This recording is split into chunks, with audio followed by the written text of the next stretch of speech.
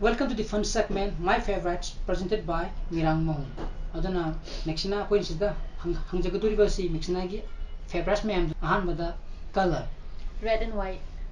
Manipuri chinja Kangsoi, uti, aduga sangom sana.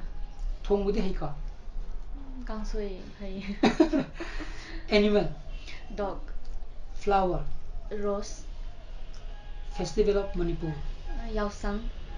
song A song, English. haidi anamana haidi English song ni tayabro ko English song, Hindi, Ah. Manipuri. Okay. Ahumapan. movie Movie. any pamjaba haidi film chaigibra Hollywood ki ama Easy na. okay kanana kumbigi khambra Emma Stone. okay adigi actor Actor Manipuri Yambung Kaiku. actress ti Actress every senior actress of Manipur. amaka khalu haragadi Kalwa Kati Chebala. okay adigi next singer Singer Katy Perry.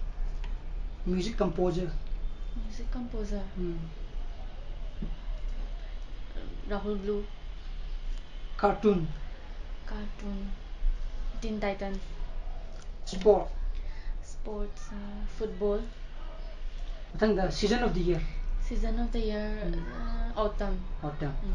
month of the year June and October. any region anima khanbai Birthday lai bhai Okay. October birthday June dasu birthday am lai bhai okay adigi next school subject school subject id haibidi school tami kana nana pamjagi bako subject English. English dress Dress traditional. adigi number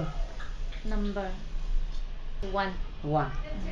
last but not the least things that you cannot live without haidi nangna madu yaudagadi hingba ngamoida pot na haibiram Pot. Mobile.